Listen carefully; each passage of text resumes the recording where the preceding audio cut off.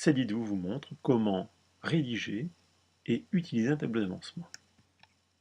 Un tableau d'avancement, ça ressemble à ça.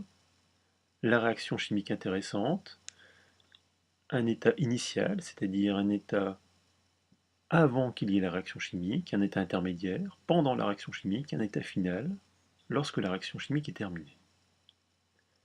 Alors pour comprendre le fonctionnement du tableau d'avancement, on va le faire sur un exemple, qui est la synthèse de l'ammoniac, qui est employé entre autres dans l'agriculture.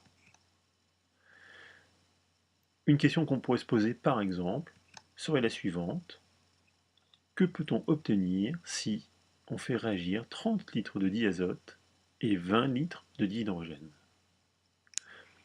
Première chose à faire, c'est de déterminer la quantité de matière contenue dans les deux gaz, 1,2 mol de diazote et 0,80 mol de dihydrogène. Ce sont ces deux réactifs qui vont réagir ensemble.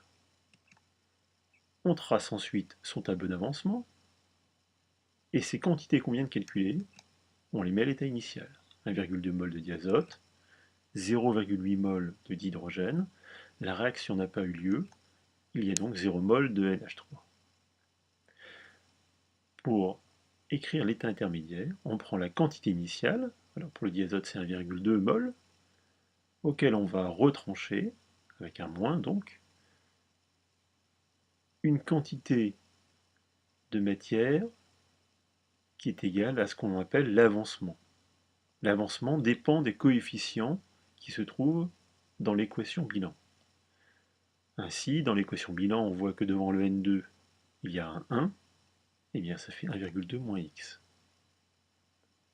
Dans le cas du dihydrogène, au départ on a 0,80 mol, et bien on prendra ces 0,80 mol, auxquels on va retrancher 3 fois x, puisqu'on a un coefficient 3 devant H2. L'ammoniac NH3 est un produit. Au départ, on a 0 mol, auquel on va ajouter une quantité qui va apparaître avec le coefficient 2, 2 fois x. L'état final, c'est la même chose que l'état intermédiaire, sauf qu'on est à l'état final, donc 1,2 moins xf, 0,80 moins 3xf, 2xf. On cherche ensuite le réactif limitant, celui qui va être entièrement consommé.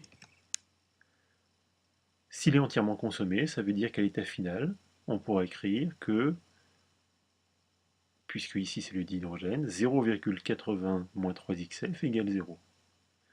On en déduira ainsi que xf vaut 0,27 mol. Une fois qu'on a trouvé ça, eh bien, on a à peu près tout trouvé, puisqu'il suffit d'utiliser le tableau d'avancement, la dernière ligne. Ainsi, la quantité N2, c'était 1,2 moins xf, là, ça fait 1,2 moins 0,27, ça fait 0,93 mol. N2H2, on l'a dit, c'est un réactif limitant, 0 mol à la fin.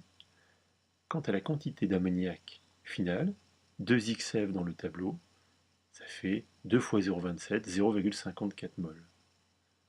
Résultat, qu'est-ce que ça donne? Nos 30 litres de diazote et nos 20 litres de dihydrogène, eh bien, si on les fait réagir ensemble, on obtiendra 13,5 litres d'ammoniac, puisque c'est le résultat que l'on obtiendrait si on cherchait la quantité de gaz correspondant à la quantité de matière que l'on vient de trouver.